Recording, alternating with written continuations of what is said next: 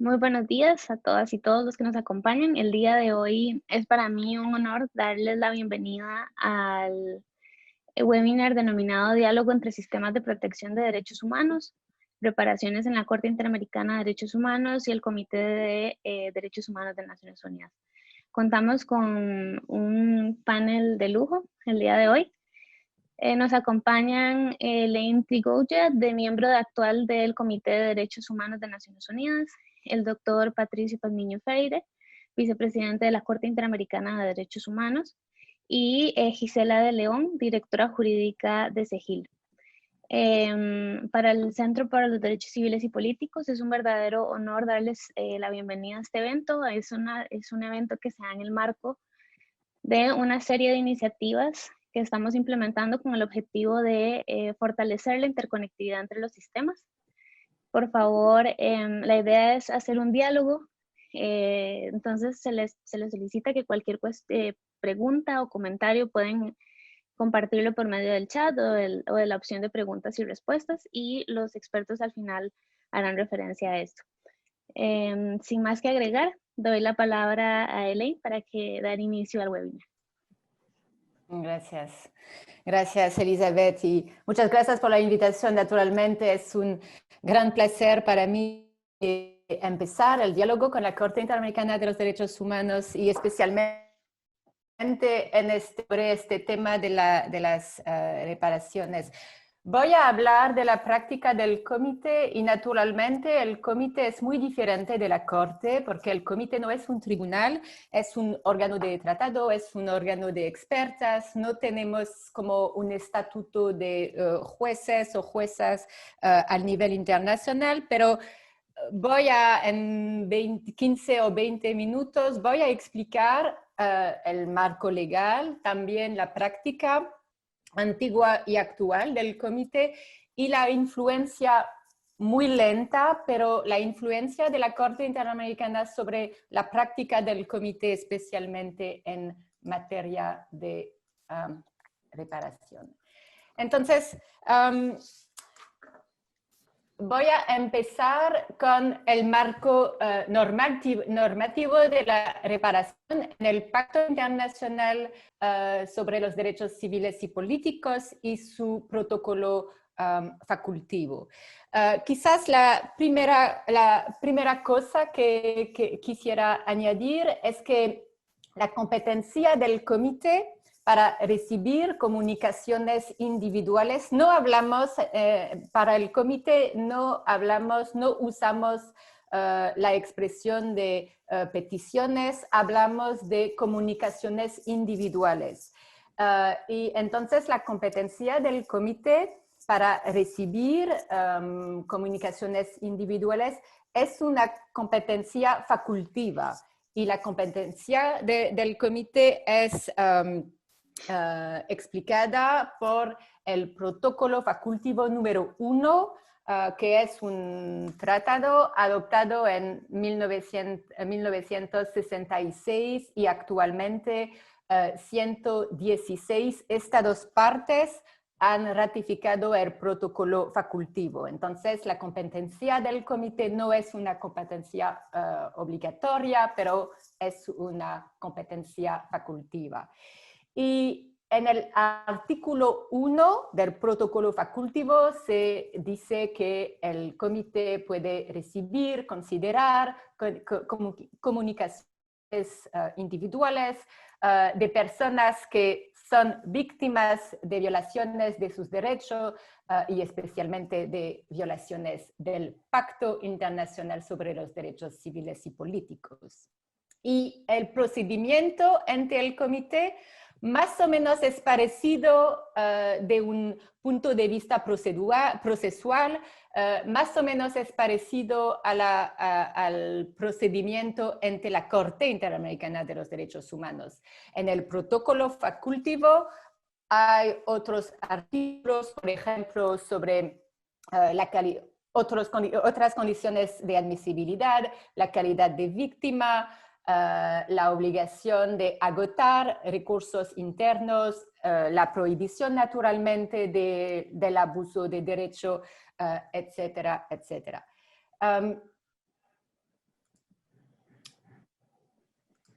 Lo siento. Sí, pero a diferencia del artículo 63 de la Convención Americana de los Derechos Humanos, no existe en el pacto y no existe en el protocolo facultativo sobre comunicaciones individuales un artículo sobre la cuestión de la reparación. No existe, por ejemplo, un artículo donde se dice que el comité tiene poderes de ordenar, por ejemplo, medidas de reparación. Y también, como le he dicho, a diferencia de la Corte Interamericana, el comité no es un tribunal, el comité no es la Corte Mundial de los Derechos Humanos, la Corte Universal de los Derechos Humanos.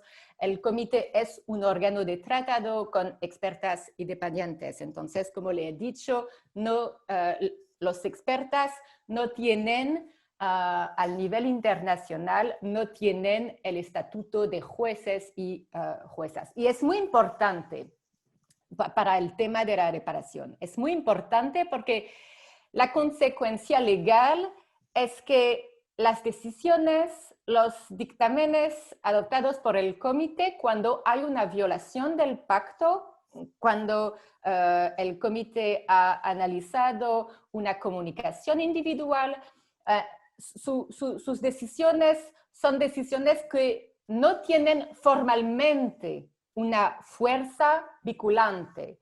Las decisiones del comité no tienen formalmente una forma de res judicata o una forma de autoridad de la cosa juzgada. Y naturalmente es muy importante y es una diferencia crucial entre el comité y la Corte Interamericana de los Derechos Humanos o la Corte Europea de los Derechos Humanos. Entonces, en caso de violación del pacto, cuando hay una violación, el comité puede solamente formular recomendaciones. Entonces, el vocabulario aquí es muy importante. No podemos ordenar. El vocabulario del orden no se use para el comité. Usamos el vocabulario más suave, el vocabulario de las recomendaciones.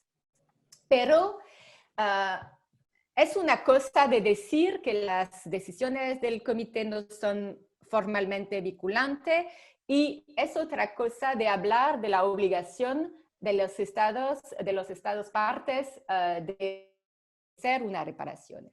Y aquí para el comité es claro que en el pacto existe una obligación de reparar, una obligación de ofrecer medidas de reparación cuando hay una violación de los derechos y libertades del pacto.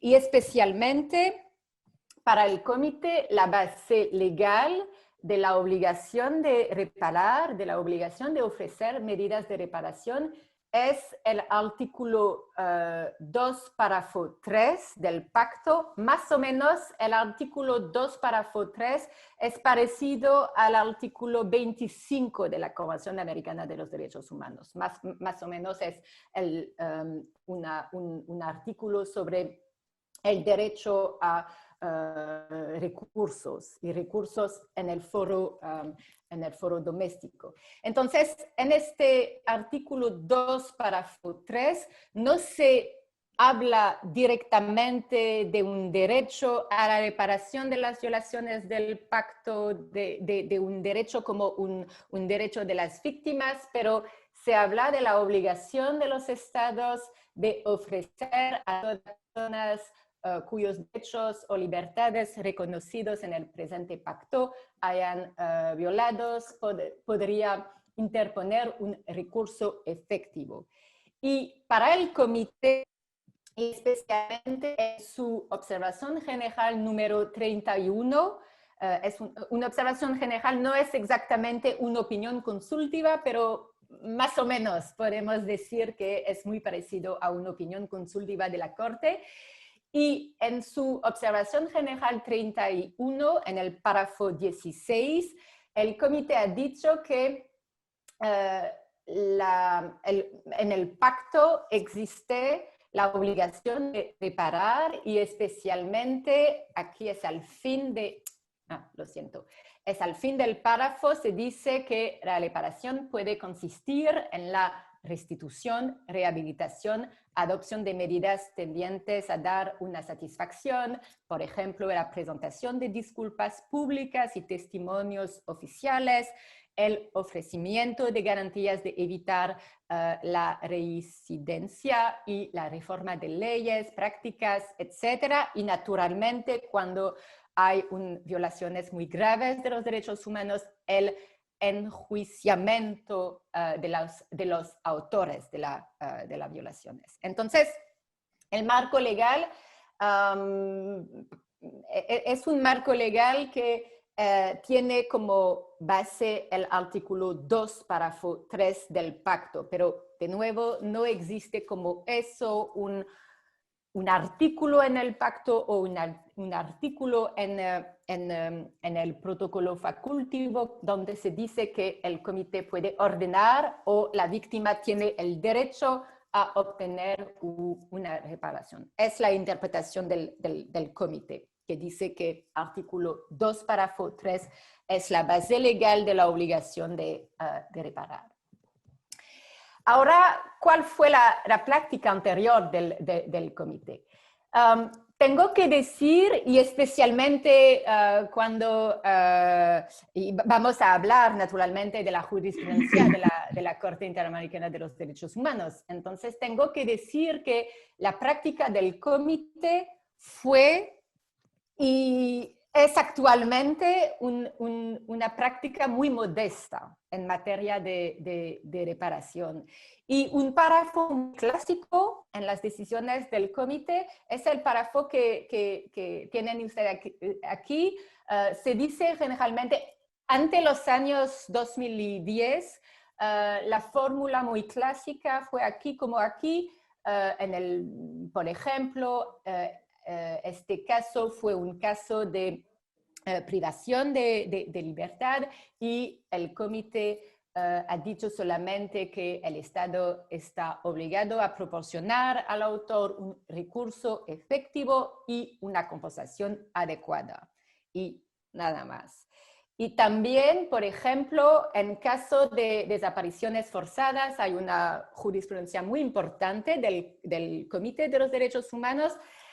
Sí, el párrafo sobre la reparación fue un poquito más preciso. Se habló, por ejemplo, de llevar a cabo una investigación exhaustiva y rigurosa sobre la desaparición de la persona, proporcionar a su familia información detallada sobre los resultados de su investigación, poner inmediatamente en libertad a las personas de que se trata si todavía están detenidas en régimen de una comunicación, etcétera, etcétera. Entregar sus restos mortales a la familia, etcétera. Pero aquí también, no, por ejemplo, el comité no puede dar, por ejemplo, dinero a la familia como una forma de indemnización. Es solamente una lista de medidas que el Estado tiene que adoptar. Pero más reciente, el comité ha adoptado un documento que es como un documento interno al comité que se llama las directrices sobre medidas de reparación otorgada en virtud del protocolo facultativo del pacto. Son las directrices fueron adoptadas en noviembre 2016 y el nombre no oficial del documento es también el Salvioli Guidelines. ¿Por qué Salvioli? Porque Fabián Salvioli, muy famoso naturalmente, es un profesor de Derecho Internacional de los Derechos Humanos muy famoso y también fue el expresidente del comité. Y naturalmente el guidelines, las directrices son directamente inspiradas de la práctica de la Corte Interamericana de los Derechos Humanos. Y el documento es muy importante porque el objetivo fue de tratar de dar una forma de consistencia a la práctica del comité. Y se dice, por ejemplo, en el párrafo 4, que no es como una forma de codificación rígida, pero es más como una manera de ofrecer a las víctimas, a las defensoras, a los defensoras de derechos humanos, una manera de presentar y de pedir al comité medidas y tipos de reparación en un caso muy, muy especial o muy particular.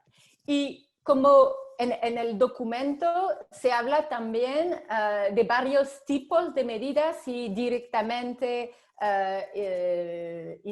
inspiradas de la práctica de la Corte. Se habla, por ejemplo, de la rehabilitación cuando es posible. Se habla también de la indemnización. Por ejemplo, párrafo 9 y párrafo 10 del documento, el comité recuerda que por norma general el comité no especifica cantidades de dinero. Cuando proceda, el comité debe indicar expresamente que la indemnización ha de abarcar los daños tanto materiales como morales o no morales, o no materiales, por ejemplo. También en el documento se habla de medidas de satisfacción. Por ejemplo, la decisión del comité es una forma de satisfacción y a veces en casos se dice que solamente la decisión del comité es suficiente y no es necesario de añadir otra forma, otra medida de reparación. La investigación, cuando por ejemplo hay un caso de desaparición forzada o de tortura o otra forma de violación grave de derechos humanos, facilitar información sobre el lugar de inhumación de personas en caso de violación del derecho a etcétera, etcétera. Y también garantías de no repetición, por ejemplo, al párrafo 13 del documento se dice cuando las leyes o reglamentos del Estado parte son contrarios al pacto, el comité debe solicitar que se deroguen o se modifiquen de forma que se ajusten al pacto. Entonces, los tipos de medidas de reparación no son tan diferentes de los tipos de medidas de reparación de la Corte. Hay una influencia muy importante, pero en práctica el contenido es muy diferente porque, por ejemplo, las medidas de satisfacción no son interpretadas por el comité como la Corte Interamericana interpreta el contenido de las medidas de satisfacción. Y entonces, ¿cuál es la práctica actual sobre eso y después la adopción de las Salvioli Guidelines? Aquí voy a hablar para terminar de dos casos muy recientes del comité para mostrar que a pesar de la adopción de las directrices de 2016, por el momento la práctica del comité no ha cambiado y comparada a la práctica de la Corte Interamericana de los Derechos Humanos, me parece que tenemos que trabajar más y tenemos que fortalecer esta parte del trabajo del comité. Por ejemplo, aquí es un caso Padilla contra México. La decisión del comité fue adoptada el pasado año. Es un caso de desaparición forzada y el párrafo 11 es el párrafo de la reparación. No hay otros párrafos sobre la reparación. Y aquí, como la violación es una violación especialmente del derecho a la vida, entonces, y otros artículos del pacto, una situación de desaparición y se dice que naturalmente el Estado tiene que ofrecer una reparación integral, tiene que investigar de una manera exhaustiva, rigurosa, imparcial, independiente, eficaz, con profesionalismo, etc. Se dice también que el Estado tiene que poner en libertad de manera inmediata al señor Padilla, en caso de que siga recluido, por ejemplo. También investigar y sancionar los autores de las violaciones, entregar los restos mortales del señor Padilla, procesar, castigar, etcétera, etcétera. Y conceder a los autores de la comunicación, así como al señor Padilla, en caso de seguir con vida, una reparación integral. Pero aquí, por ejemplo, no hay medidas de como disculpa pública o no hay medidas, por ejemplo, de adoptar al nivel doméstico un protocolo de investigación en caso de desaparición forzada. Este tipo de medidas que existen en la práctica de la Corte Interamericana, pero que por el momento no existan en la práctica del Comité de los Derechos Humanos. Y otro caso, y aquí el caso es muy interesante porque miembros del comité han escrito una opinión individual sobre el tema de la reparación. El caso para acá contra Nepal fue también un caso muy interesante y la decisión del comité fue adoptada el pasado año. Fue un caso de tortura y trabajo forzado. Y también aquí el párrafo 9 es el párrafo sobre las medidas de reparación y investigación, atención médica y psicológica, gratuita, etcétera, etcétera. Pero el caso es importante porque la familia y los autores de la comunicación también han pedido disculpas públicas. Y fue un punto con mucha discusión y mucho debate entre miembros del comité. Y aquí con colegas del comité y especialmente mi colega de Paraguay, Tania Adorochol, también mi colega de Chile, el señor Quesada, mi colega de Guyana, el señor Vulcan y yo. Para nosotros fue muy importante de escribir porque en este caso la mayoría no ha aceptado recomendar disculpa pública, pero para nosotros fue muy importante, es un aspecto muy importante y entonces en la opinión,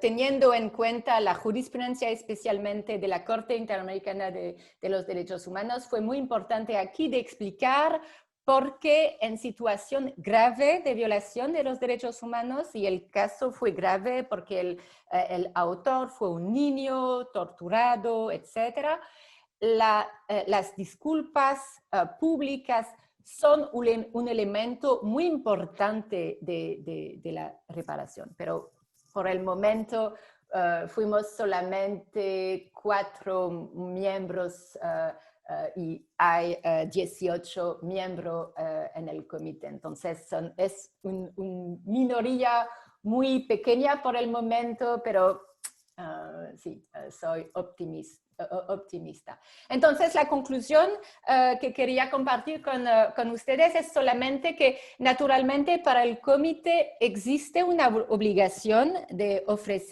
los estados de ofrecer la reparación cuando hay violaciones del pacto, pero tengo que reconocer que en la práctica del comité, cuando el comité recibe comunicaciones individuales, cuando hay violaciones especialmente muy graves de los derechos humanos, por el momento no es un aspecto muy... me parece que es un aspecto del trabajo que tiene que mejorarse y fortalecerse. Y especialmente teniendo en cuenta la práctica de la Corte Interamericana de los Derechos Humanos. Muchísimas gracias por su atención. Gracias. Muchísimas gracias, Elaine, por la excelente presentación. Ahora doy la palabra al doctor Patricio Palmiño para su intervención. Muy bien, muy buenos días. Estamos bien, ¿no? Con el volumen.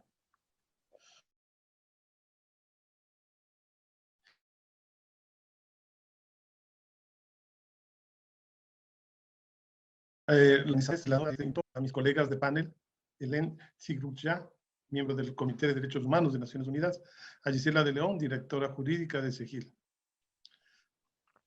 Distinguidos miembros del Comité de Derechos Humanos, señora secretaria, presidenta de la Corte, colegas, jueces, personal de la Secretaría, del Comité, de la Corte, ciudadanas y ciudadanos que nos acompañan. Es probable que no se pueda dimensionar el rol trascendente que juega un instrumento o un mecanismo, cualquiera que éste sea, si no previamente lo ubicamos dentro de un contexto de principios, valores o teorías a los que este instrumento eventualmente puede rendir tributo. Entonces, al hablar ahora sobre estos mecanismos, es menester tomar una licencia para hacer una analogía y ubicar a estos mecanismos o instrumentos como parte de lo que metafóricamente podríamos llamar, tomando uno de los principios destacados por el pensador Lasalle, que decía, esforzarnos porque la ley y el derecho no se transforme en papel mojado. O como Lowenstein nos decía, asegurarnos que las normas o los textos, él se refería a los textos constitucionales, nosotros podríamos señalar a los textos convencionales, asegurarnos que estos no se constituyan en un convencionalismo semántico, es decir, que terminen enmascarando la realidad, pero no siendo fiel a ella o efectivamente transformándola. Entonces, el afán de esta conversación va a ser transmitirles a ustedes algunas de las características particulares que tienen estos instrumentos como vías indispensables para lograr que la Convención, los derechos protegidos y garantizados, así como las normas del orden jurídico interamericano, sean papel mojado o simplemente sean una apología a un deber ser de casi imposible realización. Pero antes de ingresar a explicar y comentar lo que es estos instrumentos, es importante también, siguiendo el ejemplo de la colega que me precedió, hacer una rápida revisión de cuáles son el rol y funciones del sistema interamericano y particularmente de la Comisión. Y esto lo hago para contribuir con la pedagogía necesaria para que la gente, los actores sociales, personas, comunidades, pueblos, sepan diferenciar el rol tan importante entre el sistema interamericano y el sistema de Naciones Unidas, que hoy ha sido tan bien expuesto por mi colega, y que veamos y entendamos cómo estos evidentemente pueden ser y deben ser o complementarios o pueden ser utilizados como elementos o componentes de un litigio estratégico para la garantía y defensa de los derechos humanos. Hay que partir entonces, al hablar de la naturaleza de la Corte Interamericana y de la Comisión Interamericana, es importante destacar que hay una diferencia sustancial, que tiene mucho que ver con lo que señalaba hace un momento la colega que me precedió. La Comisión Interamericana, evidentemente, el organismo precedente a la Corte y que fue el primero que se inauguró a partir de la aprobación de la Carta de la OEA, este es un organismo no judicial. Este es un organismo de carácter técnico especializado que tiene las tareas principales de promover, divulgar, investigar, trabajar la protección y defensa de los derechos humanos en la región y en el sistema interamericano. Realmente realiza y elabora informes, investigaciones sobre el estado de los derechos humanos, crea unidades especializadas, relatorías, como la Relatoría por la Libertad de Expresión, la importantísima y trascendente y útil Relatoría para los Derechos Económicos, Sociales, Culturales y Ambientales, Relatoría para otros actores y poblaciones vulnerables en general. Estas relatorías, entonces, instrumentan la investigación, la documentación de violaciones que suceden en la región y en los estados concernidos que forman parte del sistema. Presenta estos informes, elabora documentos, los difunde y los promueve. Realiza visitas en loco a los estados. ¿Cuál es el rol que le vincula con la Corte Interamericana? En mi opinión, hay que caracterizarlo como debe ser. En mi opinión, la comisión es lo que equivale en los órganos nacionales de justicia a una fiscalía interamericana. Y una fiscalía interamericana, ¿por qué? Porque es la instancia que recibe, analiza, admite o inadmite las peticiones, tanto de medidas cautelares que solicitan las víctimas que consideran que están afectadas por graves, inminentes daños e irreparables daños que pueden ser provocados por actos o omisiones de los agentes estatales, o recibe, analiza y admite las peticiones o denuncias específicas que presentan los ciudadanos ante sus oficinas y su despacho.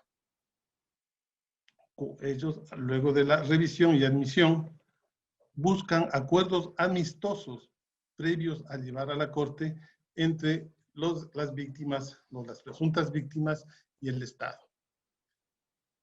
Participa como fiscal en la...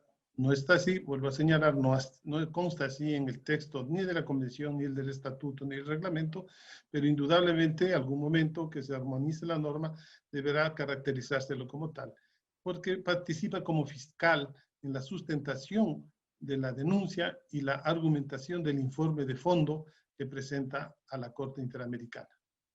Participa en las actividades de supervisión de cumplimiento de sentencias públicas o privadas y en las visitas a los estados.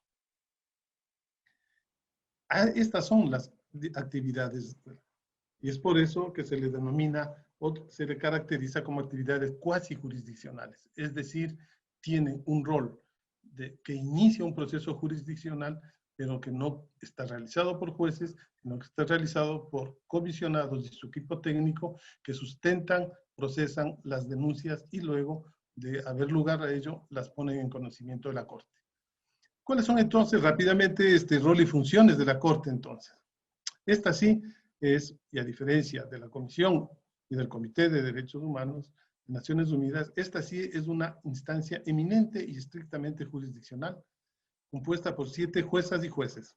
Somos elegidos luego de votación por la Asamblea General de la Organización de Estados Americanos y el tiempo de duración de nuestro mandato es de 6 años, susceptible de un periodo de reelección. Se suceden renovaciones parciales conforme el tiempo y la precedencia de quienes han sido elegidos. ¿Cuáles son las funciones así de breves rasgos?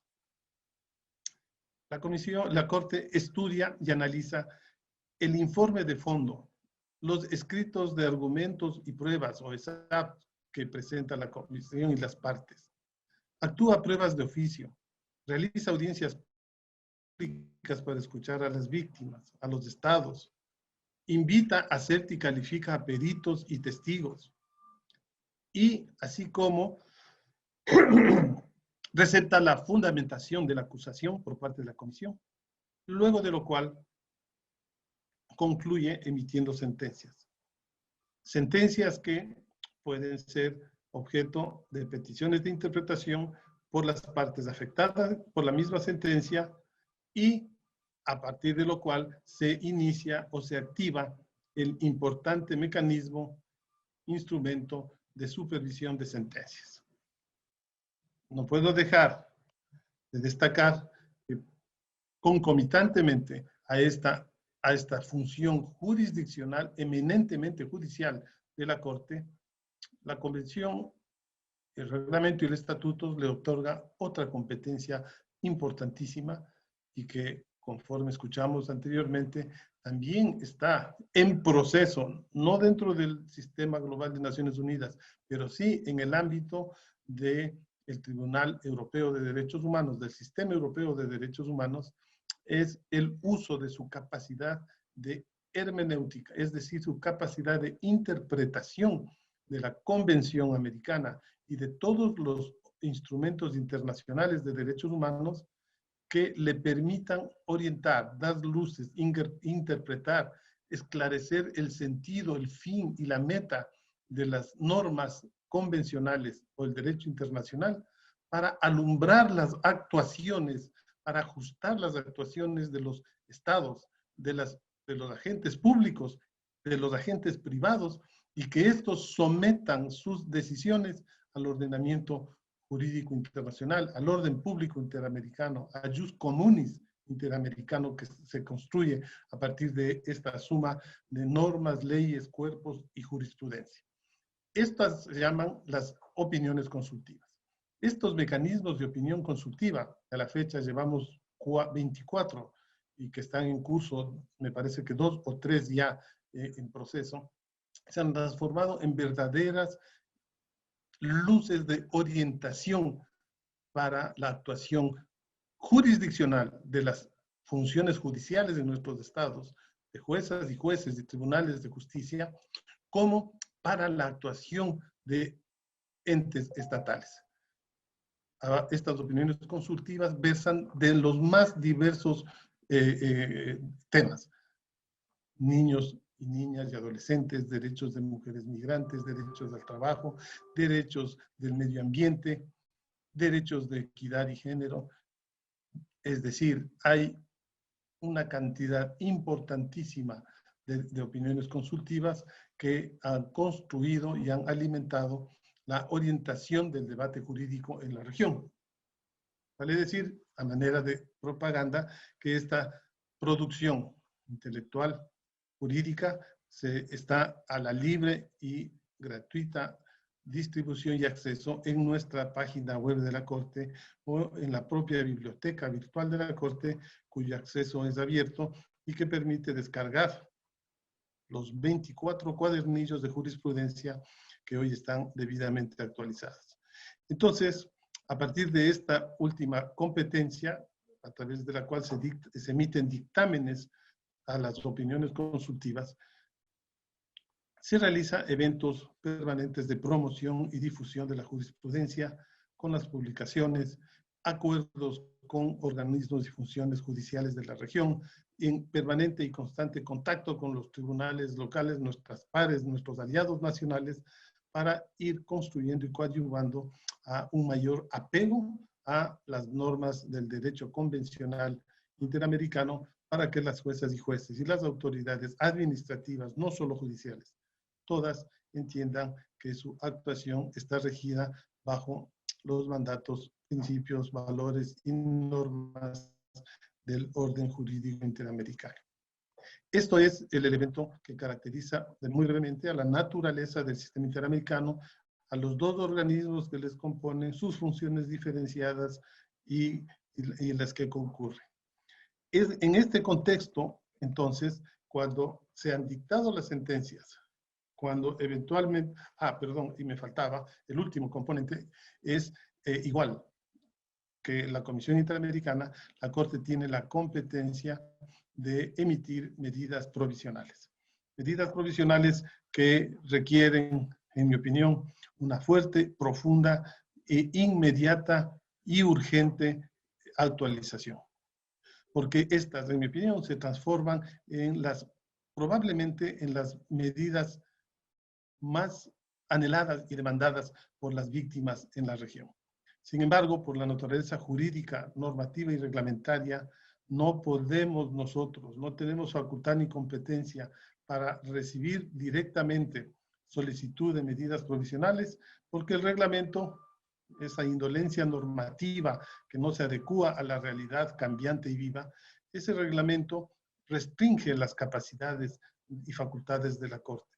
Y por lo tanto, solamente podemos recibir medidas provisionales cuando éstas o bien han sido remitidas por la Comisión Interamericana, quien nos remite específicamente una petición de medidas, y o cuando se haya cumplido, puede recibir la Corte directamente cuando se haya cumplido la condición de que exista un caso bajo conocimiento de la Corte y que como resultado de ese caso emerja una solicitud de medidas provisionales.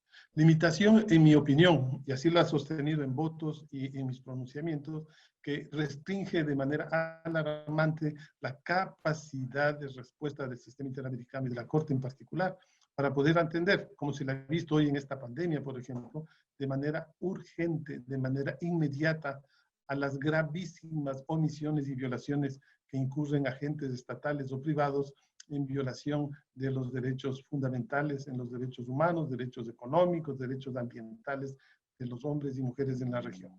Es perseverar que estas medidas provisionales de altísima trascendencia, una verdadera áncora de esperanza de la gente, se actualicen, se modernicen, se amplíen con un concepto de garantía de derechos para que las ciudadanas y ciudadanos puedan acceder de manera directa ante la Corte para la emisión de estas garantías sin disminuir ni afectar las propias competencias que podría mantener la Comisión en este aspecto.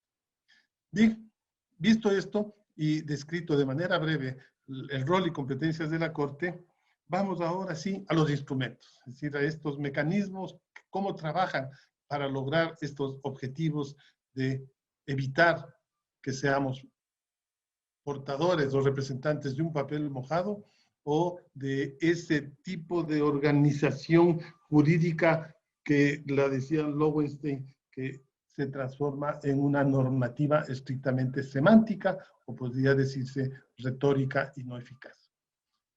La reparación integral. ¿Qué es la reparación integral? O reparation integral. Para poder referirnos a la efectiva implementación de las decisiones ordenadas por la Corte, resulta preciso hablar sobre el concepto de reparación integral. Este concepto ha sido un sello distintivo de la Corte Interamericana que ha logrado influir activa y positivamente en los distintos procesos de derechos humanos a lo largo del continente y del mundo. La reparación integral, además de las clásicas categorías de daño material e inmaterial, abarca el otorgamiento de innovadoras y más complejas medidas, tales como la investigación de los hechos, la restitución de los derechos, la rehabilitación física y psicológica, la satisfacción mediante actos de perdón público o reconocimiento de responsabilidad internacional por parte del Estado y las importantísimas garantías de no repetición. A través de esta facultad, la Corte Interamericana ha ordenado medidas emblemáticas para muchos estados de la región, las cuales han colaborado con la consolidación del Estado de Derecho y la vigencia de los derechos humanos. Dichas medidas, en su dimensión individual, han beneficiado a miles de personas, mientras que en su dimensión colectiva han permitido verdaderos cambios y transformaciones en la sociedad. Como medidas de reparación, de no repetición, el tribunal ha ordenado reformas legislativas que incluso han llegado a la modificación de las constituciones de un Estado. Esto ocurrió, por ejemplo, en el caso de la última tentación de Cristo versus Chile, que tenía que ver con la existencia de censura previa para presentaciones cinematográficas en la normativa constitucional chilena. El tribunal, al condenar a Chile por la violación al derecho a la libertad de expresión, ordenó al Estado la modificación normativa con el fin de adecuar su legislación interna a la Convención Americana. El Estado de Chile dio cumplimiento a esta sentencia de la Corte, realizando una reforma constitucional en el año 2003. Otro caso emblemático es en el caso Campo Algodonero versus México, cuyos hechos giran en torno a la desaparición y muerte de 3 niñas en la ciudad de Juárez, México. El tribunal estableció que existía un aumento de homicidios de mujeres influenciados por una cultura de discriminación contra la mujer.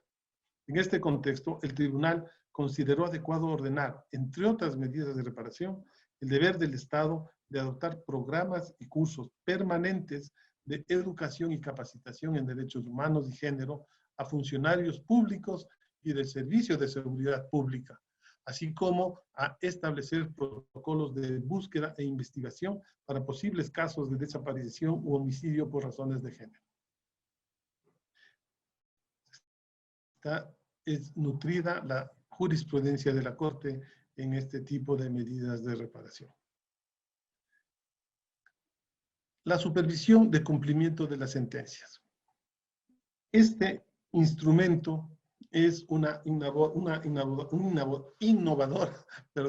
medida de reparación integral, pues sin esta supervisión de cumplimiento, efectivamente las normas, las decisiones, el razonamiento, la jurisprudencia, si no se cumplen las sentencias, son ineficientes, son ineficaces y dejan de tener efectividad.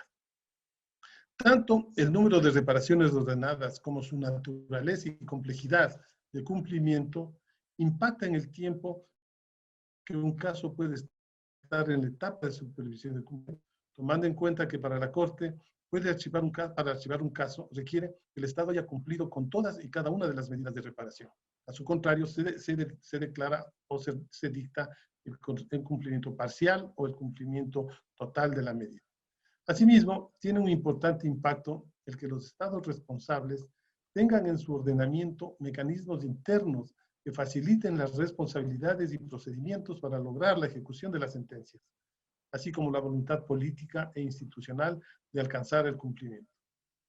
Actualmente hay casos que se encuentran en etapa de supervisión porque está pendiente de cumplimiento una o dos medidas y en las que el Estado ya cumplió la mayoría.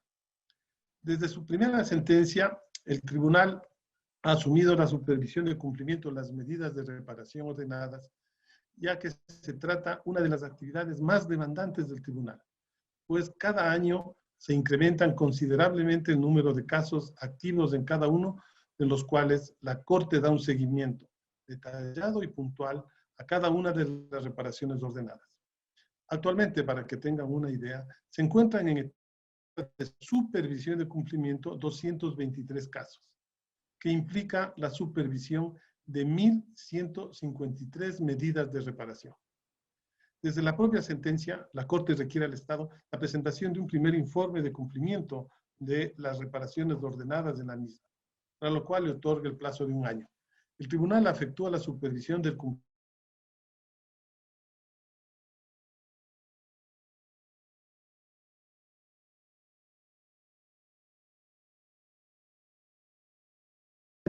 por medio de notas de su secretaría. En el año del 2015, en funcionamiento una unidad de la Secretaría de la Corte dedicada exclusivamente a la supervisión de cumplimiento de sentencias. Esta se denomina Unidad de Supervisión de Cumplimiento de Sentencias, con el fin de dar un mayor seguimiento al grado de cumplimiento por parte de los estados de las diversas medidas de reparación que son ordenadas. A partir del 2007, el tribunal comenzó a convocar audiencias de supervisión de cumplimiento de sentencias. De esta manera, del 2017, perdón. De esta manera, una vez que el tribunal cuenta con la información presentada por las partes y la Comisión Interamericana puede ir evaluando si hubo o no cumplimiento de lo resuelto, pudiendo orientar las acciones de los estados para este fin y, de ser necesario, convocar a la audiencia de supervisión. Estas audiencias, a no dudarlo, han constituido una de las iniciativas del tribunal que han tenido gran éxito, puesto que han permitido el fortalecimiento de las decisiones y la promoción. En 2019, la Corte realizó 16 audiencias de supervisión de cumplimiento de sentencias, mediante las cuales supervisó el cumplimiento de sentencias de 30 casos. Cabe destacar que en el 2015 la Corte realizó por primera vez audiencias de supervisión de cumplimiento en los territorios de los estados de los cuales se dictó la sentencia. Estas audiencias se realizaron en Honduras, en relación con 9 casos que tenían en común la medida de reparación consistente en la obligación de investigar, juzgar y de ser el caso sancionar. El año pasado la Corte realizó diversas audiencias en Argentina, en Salta, en Colombia, sobre distintos casos que se encontraban pendientes de cumplimiento, en Paraguay de igual manera. Estas audiencias en los estados permiten que participen más autoridades encargadas de la implementación de las medidas de reparación en los estados y que la Corte escuche directamente a los encargados, sin tener que mediar los agentes acreditados que pueden viajar hasta la sede del tribunal como tradicionalmente se hacía. De igual manera, en Panamá, en el 2017, se realizó por primera vez una visita in situ en el marco de un proceso de supervisión de cumplimiento con el fin de observar de primera mano los territorios indígenas que fueron objeto de una sentencia e identificar mejor los obstáculos en el cumplimiento de las medidas de reparación consistentes en delimitar y entregar dichos territorios. Asimismo, durante la visita, se pudo dialogar espontáneamente con las partes o terceros involucrados, acercar a las partes para buscar soluciones compartidas. En mi opinión, en casos de esta naturaleza, visitar el terreno resulta sumamente provechoso para el juzgador, ya permite contar con una mejor aproximación y perspectiva al momento de resolver y dota de sentido, de realidad a la causa. Otro mecanismo sumamente importante es la posibilidad de presentar ante la Corte Interamericana los escritos de amicus curiae por parte de cualquier persona o institución, atendiendo a que la Corte dicta importantes medidas de garantías de no repetición. Esta posibilidad de presentar información, ayuda a la Corte por parte de particulares, es esencial para abordar el tratamiento de temáticas estructurales.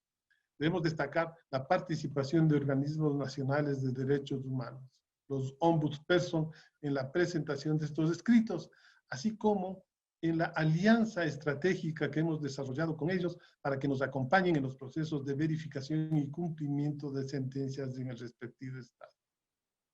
En resumidas cuentas, con el fin de ir realizando mejoras que permitan supervisar de manera más efectiva, la Corte realiza las prácticas como audiencias, como hemos señalado, las visitas in situ, la supervisión conjunta, esto implica varios casos contra un mismo estado cuando se haya ordenado reparaciones similares o en casos en los que haya identificado que existan dificultades o problemáticas estructurales que pudieran ser identificados como obstáculos para la implementación de determinadas medidas de reparación. Esta supervisión conjunta permite a la Corte abordar dichos problemas de manera transversal en diversos casos y tener un panorama general de los avances y sus impedimentos respecto de un mismo estado, así como incide en el principio de la economía procesada. Requiere información a otras fuentes o peritajes y, como hemos señalado, procesa y recibe los amicus curiae. Para concluir, hemos de decir que los retos que desafía, que implica la implementación de estos mecanismos. El primero tiene que ver con el hecho de que a partir del 2018 la Corte ha declarado la justiciabilidad directa de los derechos económicos, sociales, culturales a partir del caso Lagos del Campo versus Perú y ha consolidado dicho desarrollo jurisprudencial en sentencias posteriores. Por tanto, existe una necesidad imperiosa de profundizar y desarrollar desde una hermenéutica expansiva, no restrictiva, con mayor claridad y desde una perspectiva y enfoque conglobado, los derechos humanos que deben protegerse de manera efectiva y que derivan directamente del orden normativo superior global, del sistema de las Naciones Unidas y su rico instrumental internacional, que ha propiciado la formación del derecho internacional de los derechos humanos y del cual, a no dudarlo, hace parte la Carta de la OEA y todo su instrumental, órganos y funcionamiento. A la fecha, una composición mayoritaria de la Corte, no unánime, ha resuelto que son derechos justiciables y por tanto autónomos, derechos como la estabilidad laboral o la salud, y aguardan su orden cronológico, casos donde se discutirá e interpretará reflexivamente respecto de la convencionalidad de derechos al ambiente sano, a la alimentación y al agua, que sea de paso, fue ya resuelto y aprobado en la reciente sentencia dictada por las comunidades indígenas Lacajanat versus Argentina, que justamente incorporaron ya como derechos estos derechos que estoy señalando en el texto. Desde el punto de vista de la supervisión de cumplimiento, estos derechos económicos, sociales, culturales y ambientales, autónomamente entendidos, cuentan con reparaciones adecuadas en toda su extensión. Por ejemplo, en el caso señalado de Lacajonat, que fue el primero en que se declaró la vulneración al derecho al medio ambiente sano de un pueblo indígena, la Corte ordenó la creación de programas sociales con una amplia participación. La supervisión de estas decisiones es un desafío importante para la Corte. El segundo reto tiene que ver a partir de los precedentes establecidos por la Corte y implica una necesaria cooperación con el grupo de trabajo del Protocolo de San Salvador, así como con la relatoría DESCA de la Comisión Interamericana, del impulso y construcción de un sistema mínimo de estándares de verificación para evaluar el avance de cumplimiento de los DESCA en la región. Con este propósito, se hace necesario impulsar y promover la actualización y aprobación de nuevos mandatos que deba adoptar el sistema referido al artículo 19 del Protocolo de San Salvador, buscando su actualización y armonía con la jurisprudencia constante de la Corte en relación con el desarrollo en la inclusión de estos nuevos derechos. Este desafío multiinstitucional y de cooperación horizontal permitiría contribuir al desarrollo de mecanismos, como los mandatos, por ejemplo, que favorezcan la rendición de cuentas de los estados respecto del cumplimiento de los derechos sociales, bajo los parámetros de las políticas públicas soberanas de cada estado y, a su vez, permitiría institucionalizar mecanismos de verificación de cumplimiento de las sentencias, en particular, identificando los obstáculos intraestatales que contribuyen a la persistencia de actuaciones u omisiones violatorias al principio de progresividad en la garantía de la igualdad y no discriminación. El desafío del Tribunal, de la Comisión en su conjunto, será continuar afinando aquellas cuestiones que sean necesarias para abordar los problemas relacionados con los DESCA, así como con todos los derechos humanos conglobados, de manera razonable, racional y fundamentada, a la luz de principios y valores globales y convencionales, así como del rico y nutrido acervo producido por el sistema del derecho internacional de los derechos humanos. Muchas gracias. Muchísimas gracias al vicepresidente Palmiño. Le paso la palabra a la experta Gisela de León. Muchas gracias. Comienzo con agradecer la invitación al Centro de Derechos Civiles y Políticos a este espacio. Es realmente un honor para mí compartir este espacio con quienes me antecedieron. Y me pidieron que me refiriera a el impacto de las reparaciones en las víctimas, y aquí tengo que aclarar que es desde una perspectiva de la representación de las víctimas.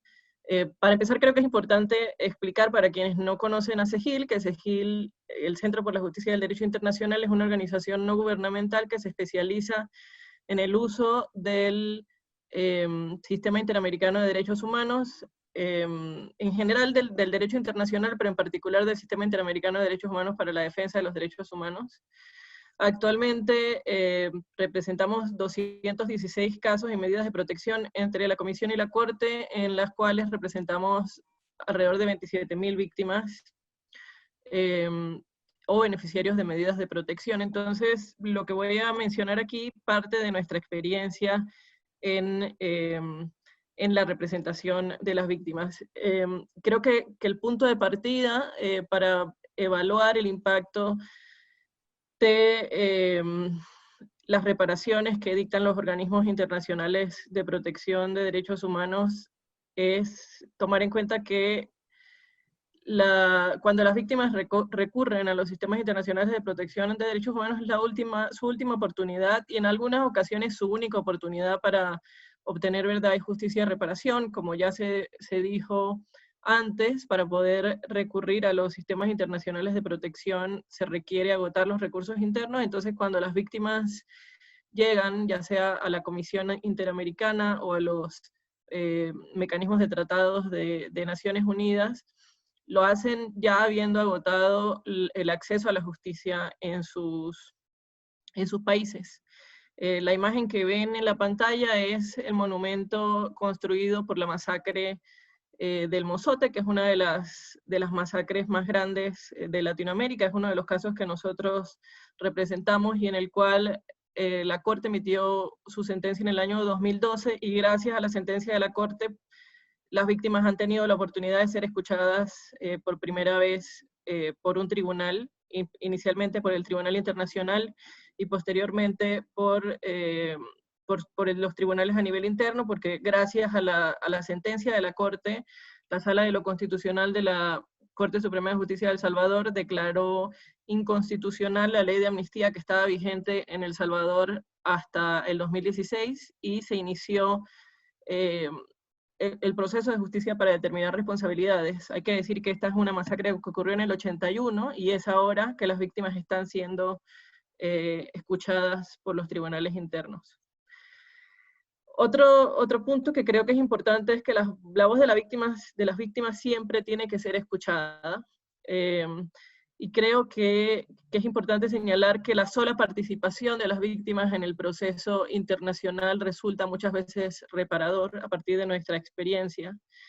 La primera fotografía que ven en la pantalla es Norma Jiménez, víctima del caso Mujeres Víctimas de Violencia Sexual contra México, que es un caso de violencia sexual por agentes del Estado en México. En esa audiencia, Norma estaba refiriéndose a lo difícil que había sido para ella seguir el proceso porque su familia siempre le había dicho que no debía seguir reclamando justicia, y la jueza Elizabeth Odío Benito durante la audiencia le dijo: las mujeres nunca nos equivocamos cuando peleamos por nuestros derechos. Ese solo momento para ella fue súper significativo en términos de reparación. La segunda foto que ven es de Inés Fernández Ortega, y este es otro aspecto en el que creo que es importante que las víctimas sean escuchadas. Las víctimas son las únicas que saben realmente qué medidas pueden reparar las violaciones que ellas sufrieron. En este caso, Inés Fernández le pidió a la Corte que ordenara al Estado la creación de un centro comunitario en el cual las niñas que tenían que viajar a otros lugares para poder recibir educación pudieran permanecer la noche, por el riesgo que éstas sufrían por el camino que tenían que recorrer para que no fueran víctimas de violencia sexual como había sido víctima ella. La Corte ordenó esa medida y es una de las medidas más significativas para Inés. Y ahora me voy a referir específicamente a algunas de las medidas que la Corte ha ordenado en los diferentes tipos de medidas que la Corte normalmente ordena.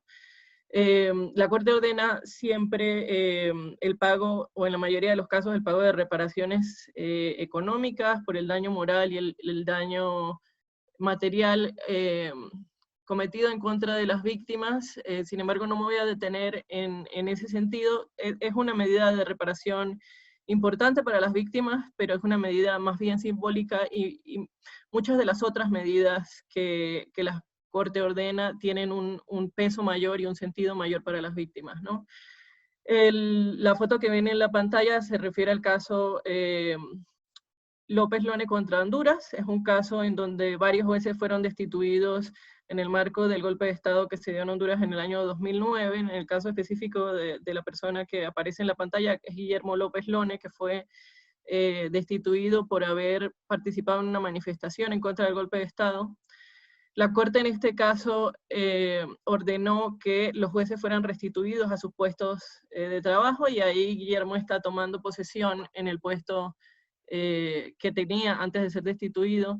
La cita que ven abajo es de la magistrada Tirsa Flores Lanza, que también es víctima del caso, y ella dice que la reincorporación a la judicatura es un mensaje de respaldo para aquellas juezas y jueces que creemos en la democracia y que estamos dispuestos a defenderla a toda costa. Para ella no solamente era importante su restitución al puesto que había ocupado, sino el reconocimiento de que los jueces tienen derecho a luchar por la democracia. como otras medidas de restitución que la Corte ha ordenado se refieren a la restitución de la identidad. Los dos casos que ven en la pantalla se refieren a eso, las dos fotografías que ven en la pantalla. La primera es de Gregoria Contreras, que fue víctima de desaparición forzada en El Salvador cuando era niña. En el marco del conflicto armado fue separada de su familia y llevada por un militar que luego la somete a servidumbre. Una de las medidas que para ella era más importante era recuperar su identidad, porque ella había sido inscrita con otro nombre en Guatemala, a donde fue llevada por este militar. Esta medida fue implementada y hoy Gregoria tiene su nombre de origen. La otra fotografía es de Osmin Tobar, que fue víctima de...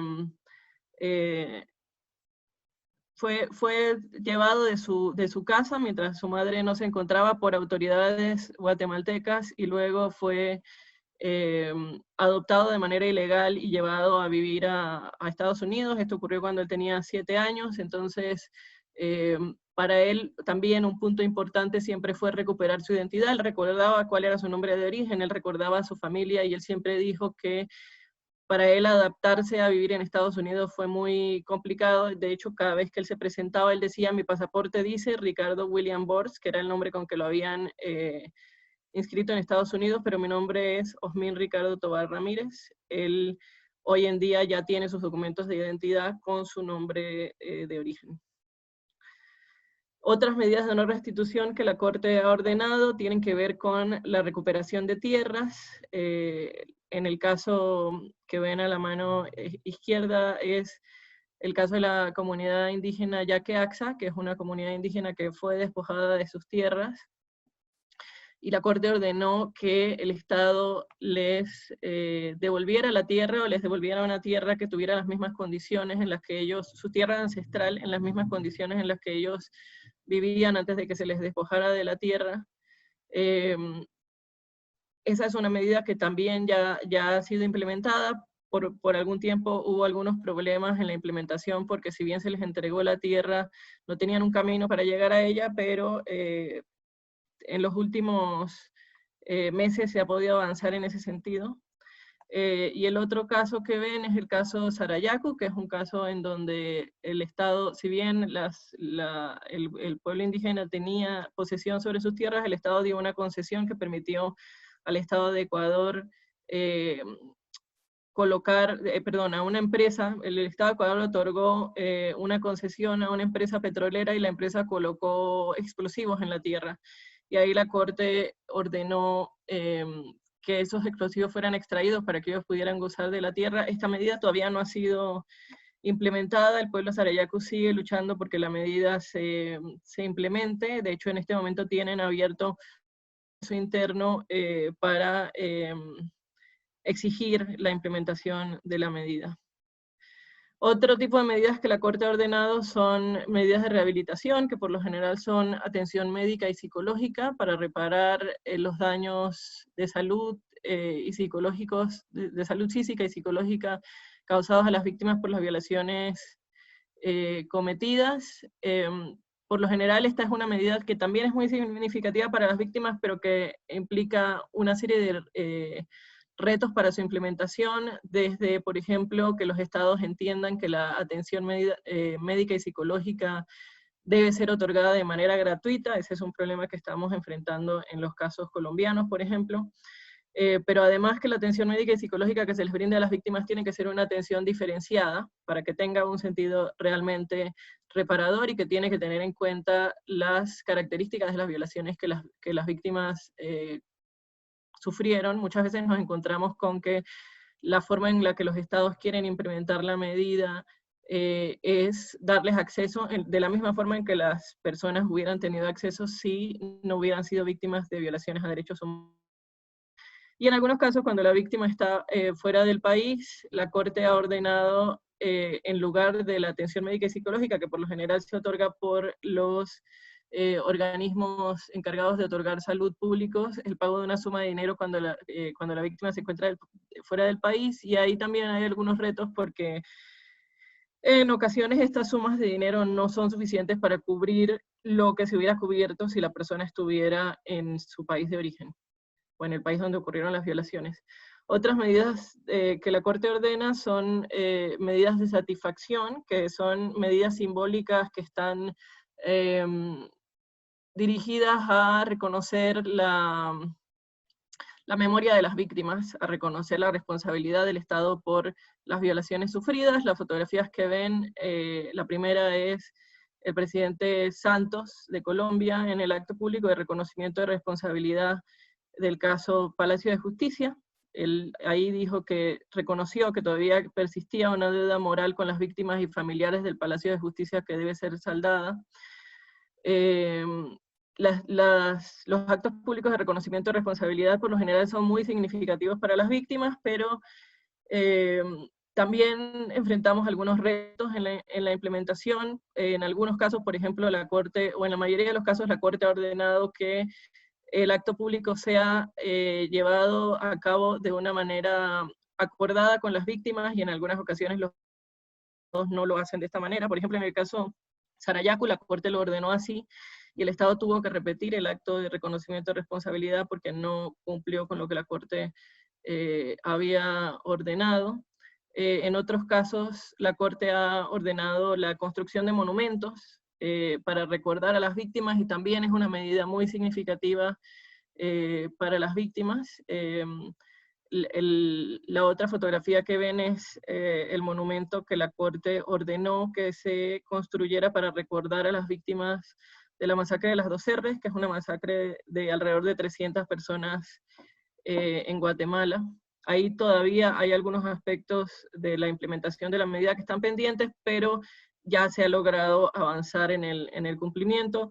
Otro tipo de medidas de satisfacción que la Corte ha ordenado tienen que ver con sobre todo en violaciones colectivas como masacres, la construcción de infraestructura para reparar de alguna manera los daños materiales ocurridos en el contexto de las masacres. Lo que ven ahí en las fotos son, la primera es la rehabilitación de las calles de El Mozote y lugares aledaños, que como les decía es una masacre ocurrida en El Salvador. Ahí la Corte ordenó una serie de medidas de infraestructura que iban desde rehabilitación de las calles, alumbrado eléctrico, acceso a agua potable, y esas son medidas que poco a poco se han ido ordenando, se han ido implementando con el tiempo. Y la otra fotografía también es del Mozote, y es una escuela que la Corte ordenó que se implementara. Sin embargo, también ha ordenado esta medida en otros casos.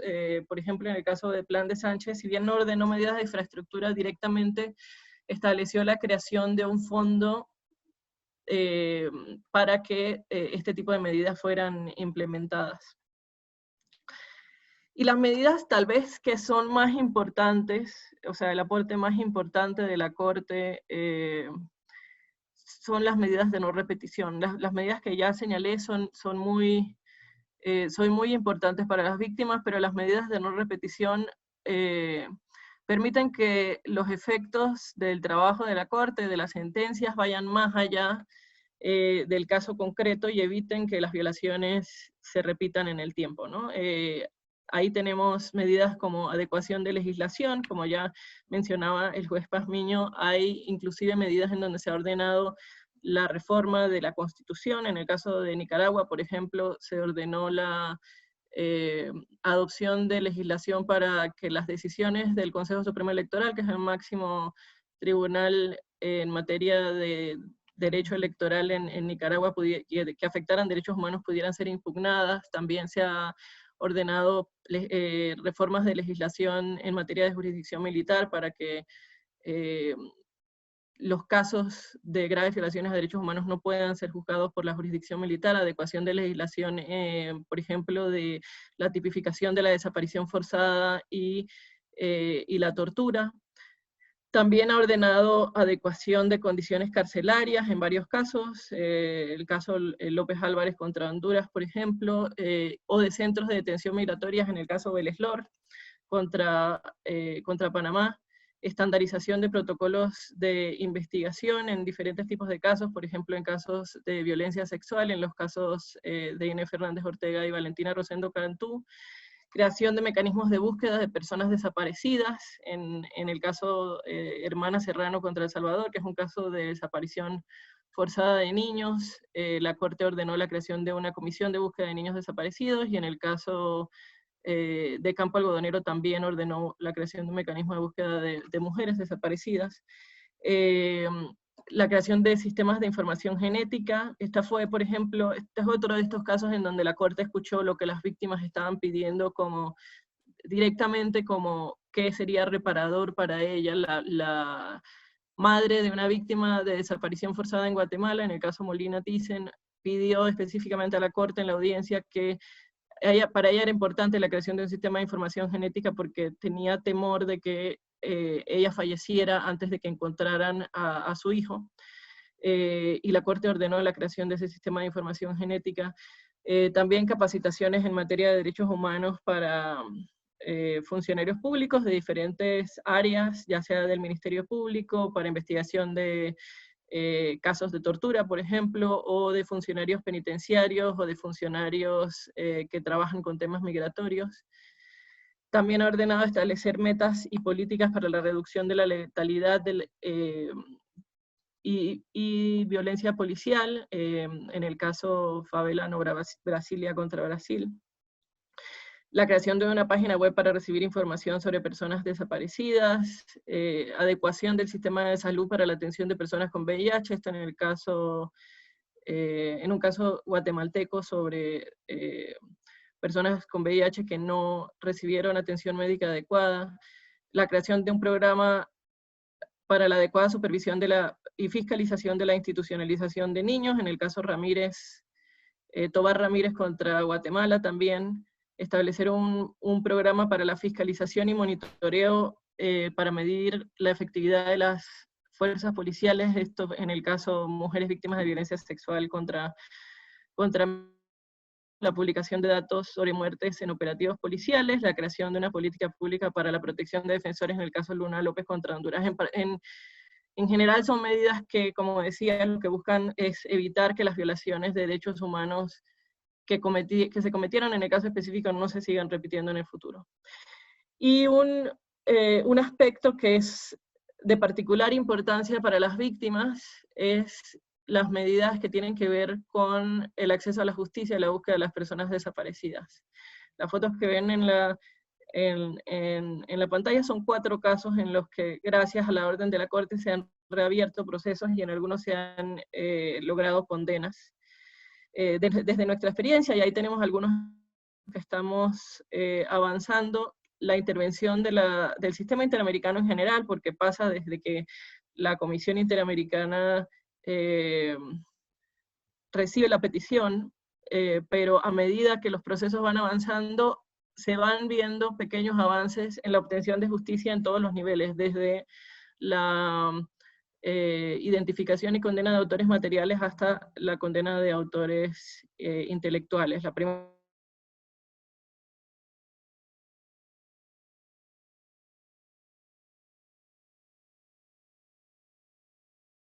de los partícipes de los hechos. Eso muchísimo, pero la emisión de la sentencia de la Corte fue significativa para que se reabriera este proceso. La segunda foto es de los casos Barrios Altos y La Cantuta, en donde se logró la condena de los más altos responsables de los hechos, en el caso específico de Alberto Fujimori, en el momento de los hechos, presidente del Perú. La otra es sobre la masacre de las 2 R's, en donde se ha logrado la condena de varios de los autores de los hechos. Creo que en este momento son 7 de los responsables de la masacre. Y la última fotografía es de un caso peruano, en donde también se han logrado condenas, pero en particular se logró la recuperación de los restos y la identificación de algunos de los restos de las víctimas. Si bien todavía esta medida no está totalmente cumplida, gracias a la sentencia de la Corte se ha logrado avanzar en ese sentido. Esta es una carta que nos envió una víctima de un caso que nosotros representamos, y lo que quiero resaltar es que para las víctimas no solamente es importante la reparación específica de sus derechos. Ella dice en la carta: espero que mi ejemplo sirva para que otras mujeres no pasen por lo que yo sufrí. O sea, para muchas de las víctimas, de hecho, desde nuestra experiencia, para la mayoría de las víctimas que nosotros representamos, es muy significativo que su lucha de justicia también sirva para que otras personas no sufran lo mismo que ellas sufrieron. Y para cerrar, quiero referirme a algunos aspectos a los que ya el juez Pazmiño se refirió, y es que la supervisión es clave. La implementación de las sentencias de la Corte nos generan muchos retos. No es un proceso fácil, muchas veces dependen de la voluntad política de los estados, y otras veces dependen de que la Corte les marque el camino de por dónde avanzar en el cumplimiento de las sentencias.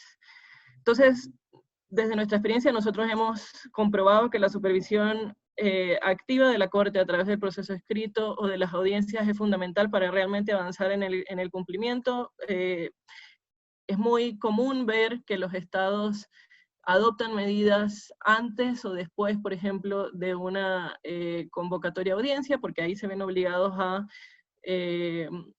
rendirle cuentas directamente a la Corte, más allá de la supervisión escrita, que también es importante. Es súper importante la práctica de la Corte de la emisión de resoluciones de cumplimiento, de supervisión de cumplimiento, no solamente porque allí la Corte valora si han habido o no han habido avances en el cumplimiento, sino porque muchas veces en las resoluciones de supervisión le marca como el camino al Estado a seguir para cumplir. Esto no significa que se cambie de alguna manera el contenido de la sentencia, sino que valorando los avances, la Corte puede señalar cuáles son los pasos que hacen falta para cumplir con el cumplimiento, y esto ha sido muy significativo en muchos casos. Otra cosa que ha sido muy significativa es a lo que se refería el juez Pazmiño, en el sentido de pedirle informes directamente a algunos órganos del Estado responsables de cumplimiento, por ejemplo, el Ministerio Público, sobre los temas de justicia. De esa manera, los responsables directos pueden presentarles directamente información a la Corte. También las medidas provisionales han jugado un papel importante en la supervisión. En ciertos casos, la Corte ha adoptado la decisión de otorgar medidas provisionales en casos en donde hay una situación de extremo y grave riesgo para los derechos de las víctimas. Por ejemplo, en el caso Molina y otros 14 casos de Guatemala se pidieron medidas provisionales para evitar la aprobación de una ley de amnistía que se estaba discutiendo, que iba a significar la liberación inmediata de las 4 personas que habían sido condenadas en el caso Molina. La Corte otorgó las medidas provisionales y hasta el momento la ley no ha sido aprobada. Y creo que otro punto muy importante es que la Corte, a través de su práctica, ha ido avanzando en especificar muy bien en las sentencias cómo se deben cumplir las diferentes medidas, ¿no? En materia de justicia esto es fundamental, ¿no? El desarrollo de cuáles son los aspectos que los estados tienen que tener en cuenta al momento de cumplir con las medidas que ordena la Corte. Y para finalizar, creo que es súper importante reconocer que todo esto solo es posible gracias a la lucha y el impulso constante de las víctimas, ¿no? Sin ellas, nosotros no podríamos hacer el trabajo que hacemos, y los órganos de supervisión no podrían lograr los importantes avances que han logrado a través de los años en materia de reparación. Muchas gracias. Muchísimas gracias, Gisela, por tan importante exposición. Bueno, abro espacio para preguntas y respuestas. Hay actualmente 2 preguntas también, incluso si los panelistas quisieran hacer comentarios sobre las ponencias del otro, por favor, en total libertad. Voy a leer las 2 preguntas que hay. Bueno, no sé, Elaine, vi que creaste el micrófono. Sí. Sí, muy rápidamente y gracias a los panelistas. Y solamente para decir, la presentación especialmente de Gisela fue muy interesante. Y en mi presentación no he hablado del tema de la supervisión precisamente porque el comité existe naturalmente, un procedimiento de supervisión, pero no se puede comparar con el procedimiento de supervisión de las sentencias de la Corte Interamericana de los Derechos Humanos. Y Gisela ha explicado muy bien el papel muy activo de la Corte y ante el Comité de los Derechos Humanos yo puedo decir que es el contrario. La posición del comité es una posición en este momento procesual de supervisión, es un papel más pasivo porque trabajamos solamente con las informaciones que los autores y el Estado han enviado al comité. Entonces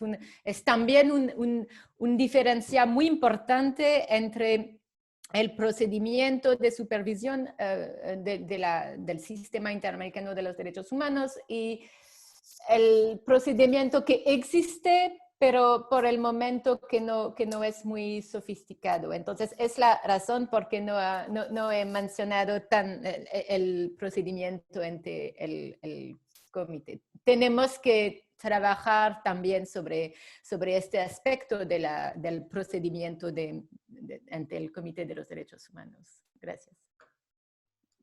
Gracias, Elaine.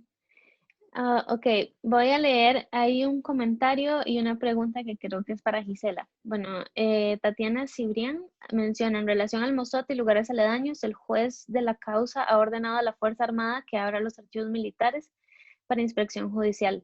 Pero los militares han bloqueado todos los intentos de inspección y el presidente de El Salvador, jefe de las Fuerzas Armadas por Constitución, no ha tomado medidas para garantizar el orden judicial de inspección. Además, en la audiencia de seguimiento de inconstitucionalidad de la ley de amnistía, la respuesta a los representantes de la presidencia y del Estado Mayor fue absolutamente reprochable. No fueron contestes y aducieron no tener autorización para contestar preguntas sobre tales hechos. Después Cecilia Guillén menciona a qué se refiere con dar acceso como si hubiera sido víctima. Creo que sucedió en el marco cuando estabas hablando de que cuando las personas no están en el territorio, que les dan reparación económica para cubrir otro tipo de reparaciones. Y finalmente, ¿cuál es la medida de reparación que más ha dictado la Corte en caso de desapariciones? Sí. Tal vez para referirme primero al primer comentario sobre el caso del mozote, totalmente de acuerdo, el Estado ha tenido una actitud muy reprochable en el sentido, en el proceso interno, el juez ordenó una serie de inspecciones, creo que fueron más de 10 inspecciones en distintas sedes militares y los militares les negaron absolutamente el acceso. Ahí nuestra posición como representantes es que el Estado está obligado a cumplir con las decisiones judiciales y lo que el Estado está haciendo es absolutamente contrario a los estándares de la Corte. La Corte tiene estándares específicos en donde dice que en casos de graves violaciones a derechos humanos, los Estados tienen que tomar todas las medidas para dar acceso a la información que está en manos del Estado, pero inclusive, y la Corte tiene jurisprudencia que se refiere a la realización de inspecciones judiciales, y esto nosotros lo hemos informado en el proceso de supervisión de cumplimiento. Y en el caso específicamente de la supervisión de cumplimiento de la ley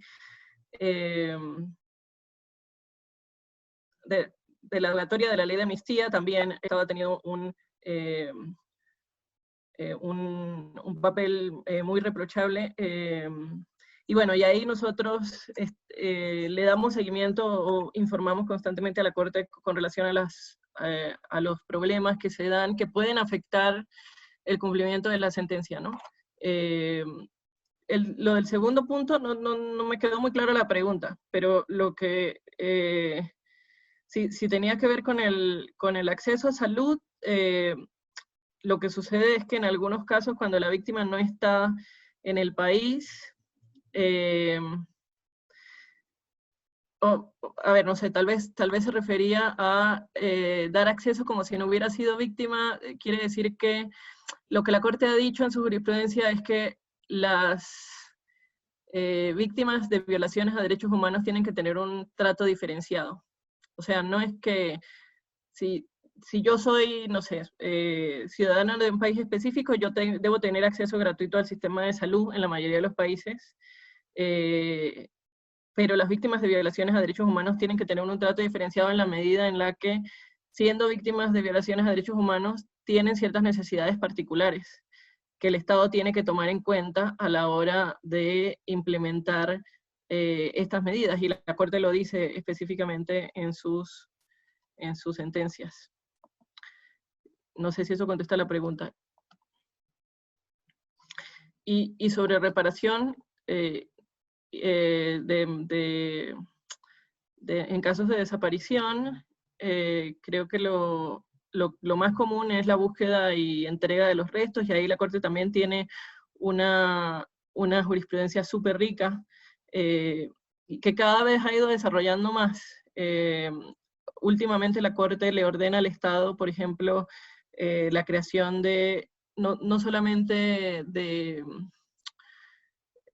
la medida general, sino la creación de planes específicos para darle cumplimiento a esta medida. Entonces creo que eso es súper importante. Muchísimas gracias, Gisela. No sé si alguna... Ok, perfecto, doctor Palmini.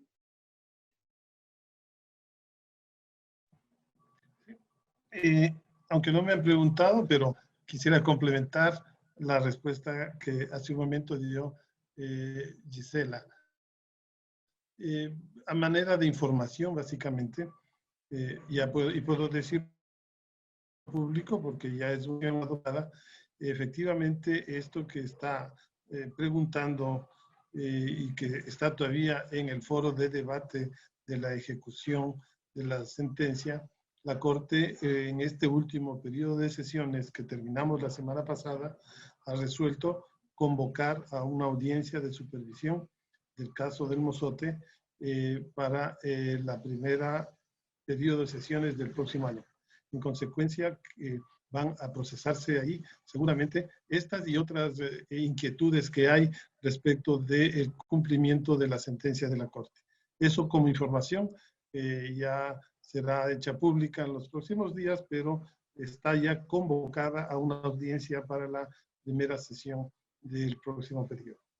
Y tal vez en relación a las desapariciones forzadas, sí, efectivamente se habla de la ubicación de restos, eventualmente de la creación de organismos especializados de antropología forense para esto, y básicamente lo que es usual y general es insistir a una tarea que es bastante ardua, no menos compleja también por la normativa legal interna, es insistir en la apertura, o mejor dicho, la continuación o la apertura de nuevas investigaciones para establecer eventualmente autores de los ilícitos cuando no se ha cumplido o no se ha verificado que en las sentencias el Estado haya avanzado de manera efectiva en la reapertura de investigaciones sobre estos casos.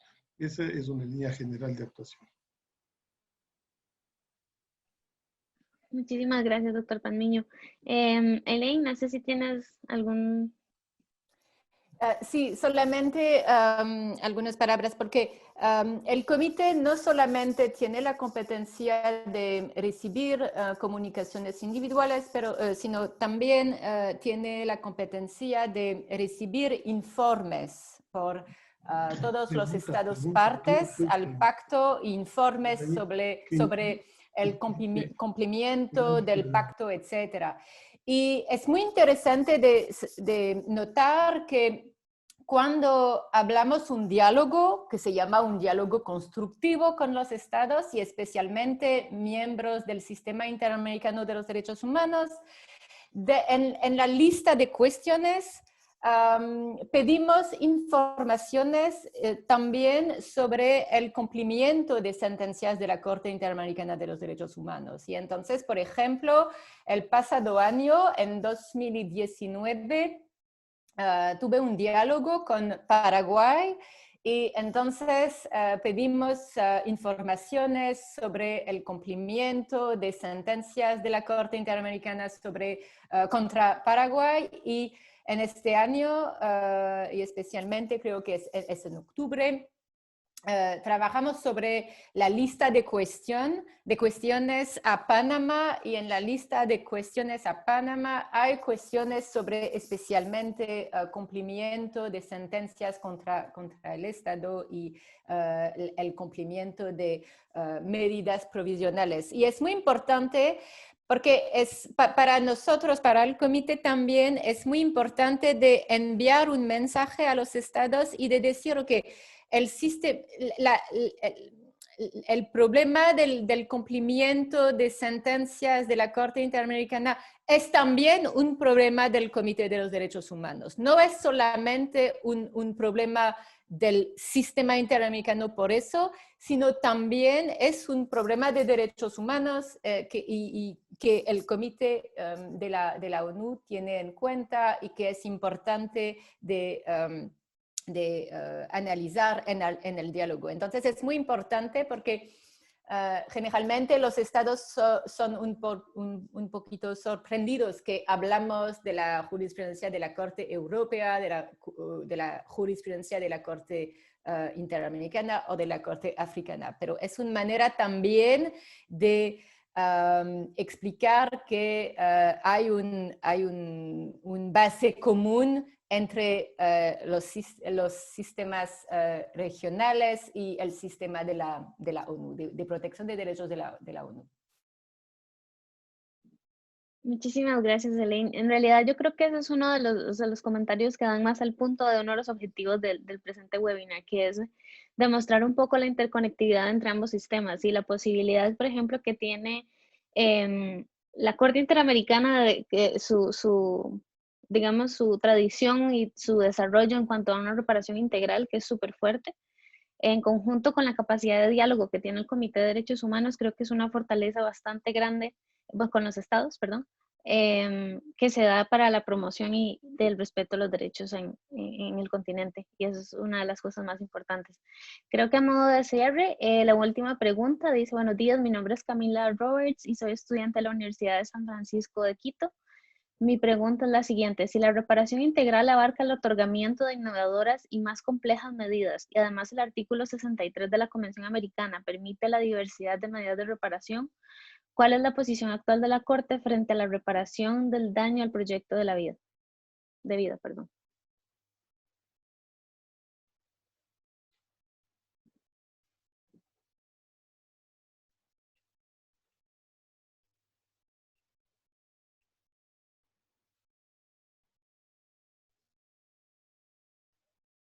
No sé si alguno de los, el doctor Patricio o algunas de las expertas quieren hacer algún comentario.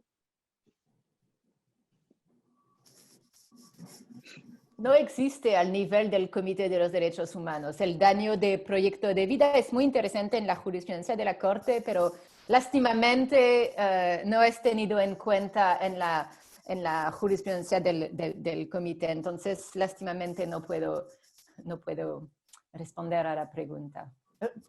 Puedo para la Corte, pero aquí tenemos expertas del Sistema Interamericano de los Derechos Humanos.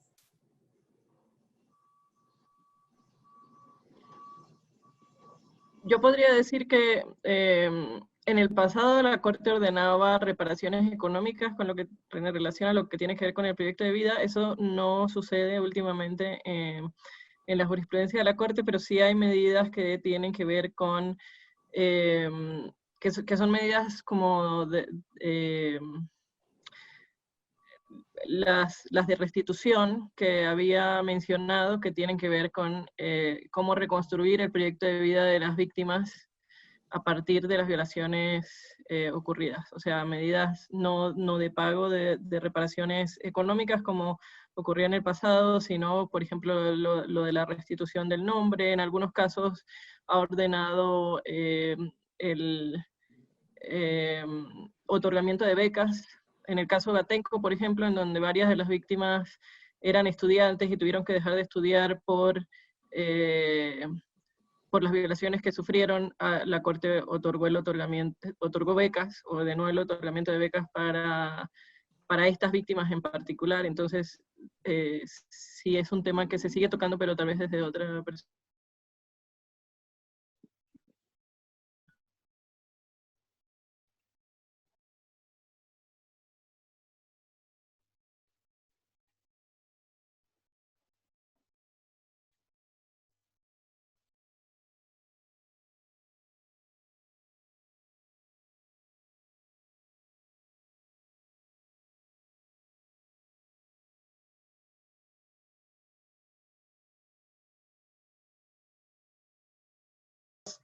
O hacer mayores precisiones sobre ellas. En general, ahora, respecto a cómo ha tratado el tema de cuando en el informe de fondo se ha reconocido que se ha afectado contra la vida, el derecho a la vida de las personas, siempre se maneja el concepto del derecho de la vida integral de la víctima y hace relación a la vida integral de la víctima y sus familiares. Consecuentemente, cuando la víctima ha fallecido, la reparación y las medidas de no repetición tienen dos ámbitos diferenciados. Las de reparación generalmente están vinculadas al reconocimiento de los daños materiales o inmateriales que determina beneficios pecuniarios, pero siempre y cuando, consten en el informe de fondo. Y eso tiene que ver, sea con calificar, si son daños materiales, cuánto eventualmente la víctima pudo haber sufrido el daño en su patrimonio, cuánto si era un trabajador, calificar el tiempo de trabajo que le restó en su proyecto de vida en común, cuantificar ello, y en función de eso, señalar el pago al Estado para que sea distribuido de manera equitativa con las víctimas, con los familiares de la víctima. Es decir, aquí ya la víctima no está, la víctima directa, y entonces bajo esta perspectiva de los derechos integrales de la vida y la integridad de las personas, se incorporan los familiares de las víctimas como beneficiarios, digamos, directos. Y para eso sí tiene que estar claramente determinado en el informe de fondo. Si no hay esa determinación en el informe de fondo, la Corte no hace ninguna precisión al respecto. E igual se procede con las reparaciones de carácter simbólico. Generalmente se le obliga al Estado a que haga una rectificación o un acto público de desagravio cuando la persona o la víctima que ha fallecido, pues era algún profesional, generalmente comunicadores, me recuerdo ahora de México, de Colombia, que fueron objeto de actos de violencia en contextos de lucha política. Es decir, al Estado se le ordena que haga actos de reparación del nombre, el prestigio y la identidad de las personas. Cuando se trata de medidas de reparación, de no repetición, se trata de identificar si hay dispositivos normativos específicos vinculados con el tema que han permitido, por su falta de precisión normativa, por ser excesivamente abiertos los textos o por no existir normativa determinada, la Corte determina que el Estado desarrolle todas las iniciativas legislativas, reglamentarias necesarias para adecuar la normativa a los estándares interamericanos. Es decir, generalmente está vinculado al orden jurídico nacional, las medidas de no repetición. Eso más o menos es lo que podría responder a la última pregunta. Perdón. Y lo que dije, generalmente generalmente, lamentablemente, y esto sí es casi una regla general, casi en la totalidad de los casos, no en todos, pero aquí sí, casi en la totalidad, se está insistentemente exigiendo al Estado que concluya las investigaciones o en otros casos reinicie procesos de indagación, de instrucción e investigación para determinar a los responsables que afectaron con derecho a la vida. Eso es una de las tareas, lamentablemente, de las más constantes, reiteradas y en las cuales tenemos que estar insistiendo permanentemente. Muchísimas gracias, doctor Paniño. Por un tema de tiempo vamos a ir cerrando, sin antes, por supuesto, agradecer principalmente a National Endowment for Democracy, el más conocido como NED, por hacer posible este webinar, a la Corte Interamericana de Derechos Humanos, por supuesto. Claro, don Palmiño, no sé si tiene algo que decir. Sí, no sé si tenemos unos 2 minutos, porque quería escucharle el comentario de Hélène, porque dijo que efectivamente no tienen un mecanismo institucional, tienen un mecanismo institucional de verificación y no está utilizado. Está dentro de esos mecanismos, se comprenden medidas provisionales o medidas cautelares. No. ¿Cómo son las allegation letters? ¿Cuáles son los mecanismos que tienen para buscar alguna garantía de carácter inmediato sobre peticiones presentadas o sobre peticiones que hagan al respecto? Eso nada más. Sí, existen medidas provisionales durante el procedimiento cuando el comité recibe una comunicación individual. Sí, se puede también, especialmente en caso de expulsión, por ejemplo, pero en la etapa de supervisión no existe, como en la práctica de la Corte Interamericana, el comité no adopta, por ejemplo, medidas provisionales durante la etapa de supervisión. Y hay una última pregunta sobre el contenido del control, etcétera. Pero aquí el comité trabaja solamente con informaciones enviadas por el Estado parte y a veces informaciones enviadas por la sociedad civil o las autores, pero no organizamos, por ejemplo, audiencia o no organizamos como la corte visita in situ. No tenemos la misma herramientas que la Corte Interamericana. Entonces, es realmente un procedimiento absolutamente no sofisticado. No tan sofisticado que el procedimiento de la Corte Interamericana de los Derechos Humanos, lástimamente. Pero aquí no es la falta del comité, es la falta de los estados partes que no pueden o no querían dar más dinero y herramientas al comité para trabajar de una manera más eficaz. Es una lástima. Muchísimas gracias a la doctora Hélène y a los panelistas, las y los panelistas. En realidad, bueno, nuevamente para cerrar, agradecer nuevamente a NED por su apoyo indispensable para la realización del evento, asimismo como a la Corte Interamericana, al Comité y a CEGIL. En particular, quisiera agradecer a los panelistas y a las panelistas y el vicepresidente Palmiño por su invaluable participación y quedamos digamos, vulneración de determinados derechos o garantías, y también la presentan en el comité. ¿Hacen prejudicialidad o ustedes pueden trabajar autónomamente? Sí, tenemos que, hay una non bis in idem principio, entonces no se puede presentar un caso ante sistema interamericano o sistema europeo y al mismo tiempo ante el Comité de los Derechos Humanos. Entonces, Con identidad de objeto, claro. sí, exactamente. Diferente la identidad, así sea la misma persona, pero puede demandar otro objeto que no sea el mismo.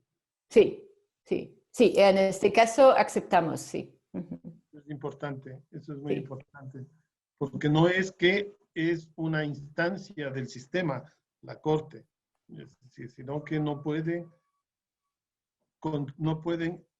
coincidir, o sea, no se puede concomitantemente plantear similares acciones. Exactamente. Diferentes sí se pueden hacer. Sí, exactamente. Así sea con el mismo actor o los mismos actores. Es muy importante. Perfecto. No sé, ya creo que Elizabeth está. Sí, mil Ya disculpas está. por... Sí. Esto de la modernidad presenta a veces unas complejidades. Muchísimas gracias de verdad a las panelistas y el panelista que tuvimos el día de hoy. Muy, muy enriquecedora la discusión. Espero que este sea el inicio de una serie de espacios de diálogo entre ambos sistemas y interconectividad entre ambos. Gisela, muchísimas gracias por tu presentación también. Es esencial, especialmente al hablar de reparaciones, tomar en cuenta cómo se vive en la práctica el impacto, el efecto de las reparaciones que son ordenados por organismos internacionales. Nuevamente agradecer, porque no sé si quedó claro con los problemas de conexión, a National Endowment for Democracy, NED, porque sin ellos no hubiese sido posible organizar este evento, así como a la Corte, a CEGIL, al Comité, sus respectivos representantes. Solo para comentarles que, como les dije al inicio, este es solo el inicio de una serie de proyectos en este mismo sentido. El próximo lunes tendremos otro evento similar con Christoph Heinz del Comité de Derechos Humanos y el presidente Pérez de la Corte Interamericana.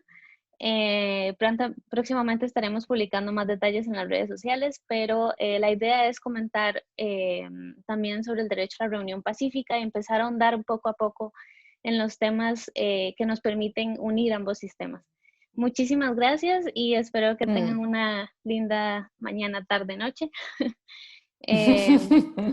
Quedamos en contacto. Muchas gracias. Gracias. Gracias a todos. Chao, Hasta chao. luego. Hasta luego, chao.